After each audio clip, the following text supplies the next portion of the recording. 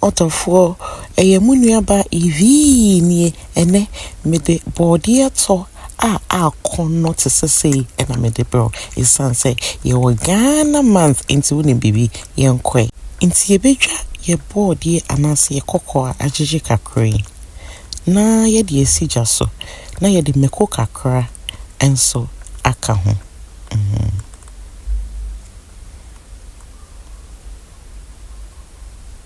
na me pesa wo kire me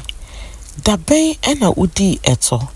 onua udi bi acho inti mpacho follow simple recipe na ye body eto wo fie na oni ebusuafo emundi esanse ye Ghana month na ye di bibia Ghana so what ase inti ha no ye body aben inti ye di ekusu apeto so na ya sama na hu kakra na ya toto ye momone ye wi a ya sanka ye betwi ye jeni we ya asante jeni eni ye meko ene nkate kakra inti wutwi na efe no na wode ungo kakra so egu so se what ase inti afi no ye de momone no betu ni atwi na ye de nchin kakra bi aka ho na afi ye de ye board ye na anase ye kokko na aben no enso aka ho ni atwi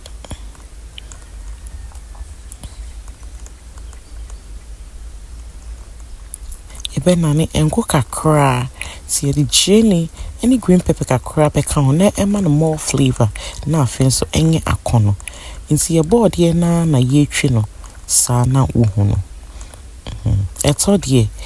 Ghana ha obiara edi eto especially ye di anniversaries so birthday marriage and sometimes I for ebefia eto ene yema I for bani di anopa se na ebe ya chunso end no